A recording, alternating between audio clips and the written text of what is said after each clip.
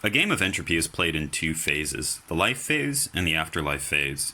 The life phase is a fairly straightforward card drafting set collection game. In the afterlife phase, pieces of your collection are going to get removed from the game one by one. Your goal is to preserve the sets that score you the most points.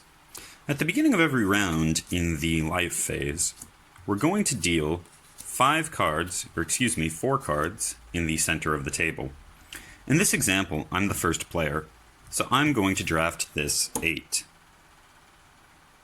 My opponent gets to choose 2. She's going to take this 10 and this 9, and I'm stuck with whatever's left over. In the next round, my opponent will get the priority first selection. In this case, she wants this 7 of diamonds. Now, I get to choose 2 from the remaining supply. I want this 6 and this king. My opponent is now stuck with this 2. When you draft a card, it's going to be placed in one of 5 columns. Each column can hold up to 5 cards, and you can have up to 5 columns in front of you. Now, the order of cards in a column is irrelevant. They can be in whatever order you want. But you may not remove cards from a column unless a specific ability allows you to do so. The main way you're going to score points in this game is by collecting 2, 3, or 4 of a kind. These columns are worth 4, 9, and 16 points respectively. In other words, the number of cards squared. You can also score points by collecting straights, that is, an unbroken numerical sequence of cards. This hand is worth 1 point per card, so for a total of 5 points, which is a fairly inconsequential number of points in this game. However, if all of the cards are the same color, then this score is doubled, so this straight is worth 8 points. If you do manage to get a straight of all the same suit, then it will be the number of cards squared, the same as scoring 4 of a kind, for example. So this is worth 9 points. Now, if you really wanted to, you could shoot the moon and go for a 25-point straight. That would be a straight of 5 cards of a single suit. But it's pretty unlikely that your opponent is going to allow that to happen. Also notice that straights can vary in length. Right? Any length of cards is acceptable for a straight, provided you have sufficient space left over in your column. And again, the order of the cards is irrelevant, so it's generally a good idea to put them in sequential order just for mental tracking purposes. Finally, if you just have a random assortment of cards of a single suit, then you can score 1 point per card, which again is pretty insubstantial, but sometimes it's your best option.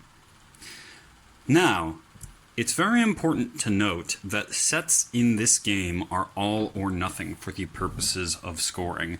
So if there is even a single card that does not fit the set, then this entire column becomes worthless. If I drafted this 2 and put it in this column, then the value of this column would go from 16 down to 0. And to make matters worse, this 2 is stuck there until I can find a way to get rid of it. More on that later. Now, let's talk about face cards. The King, Queen, and Jack cards have a double function. You could simply draft them and place them as you would number cards, and they would score exactly the same as ordinary cards. However, each card also has a special ability that you can activate instead of placing it in a column as usual.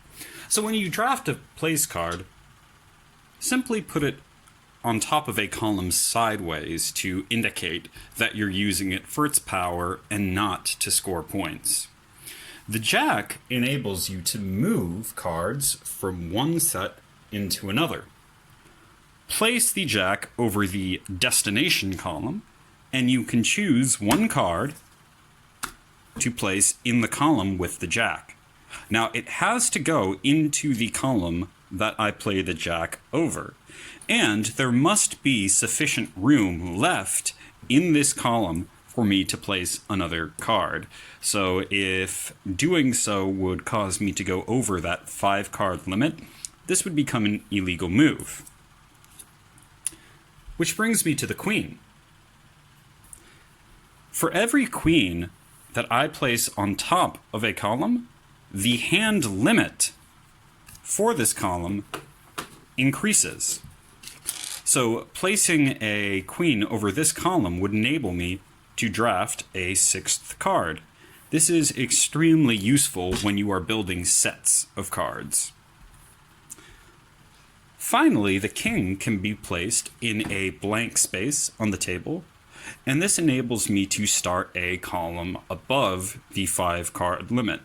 So if I want to build a 6th or even 7th column, kings enable me to do that. The last type of card we need to discuss are the aces. Aces may not be played into columns. Instead, they are set aside, and they don't come into play until the afterlife phase. We'll talk more about that when the time comes. So in the life phase, you are going to continue drawing 4 cards. I choose 1, my opponent chooses 2, I get the remaining 1, then we alternate, and we keep going back and forth in this way until we have gone through the entire deck of 52 cards. Then the afterlife phase begins. Now we are in the afterlife phase. Beginning with the player who is next in turn order, they are going to choose 1 card to remove from their tableau. At that point, they will declare either a number or a suit. So I could declare either that I am releasing a 3 or I am releasing a spade.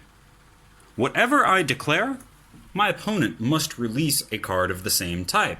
So if I declare I am releasing a 3, they have to get rid of a card from this column, which is bad news for them because that makes this column go from being worth 9 points to being worth 4. So that's a fairly substantial loss.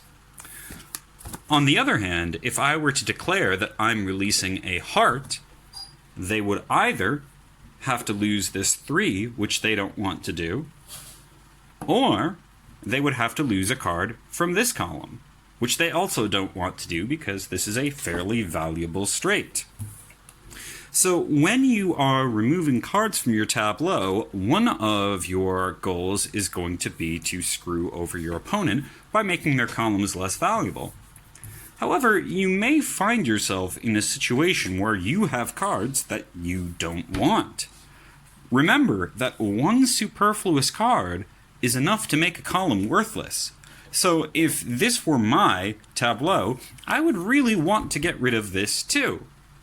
So in the afterlife phase, you're going to be striking a balance between aggressive moves against your opponent, but also pruning and purifying your own set.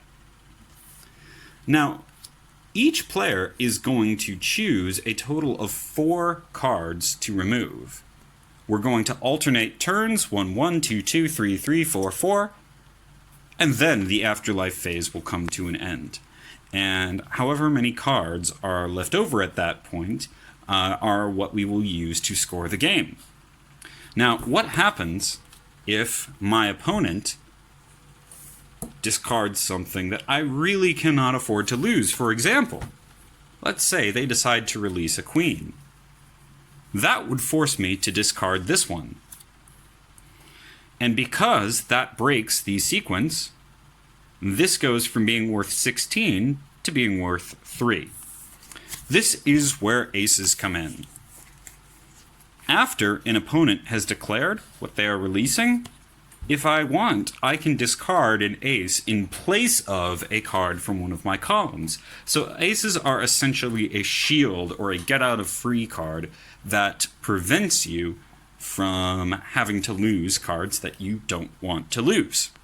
This makes them very valuable to get in the life phase, even though they don't score you points directly.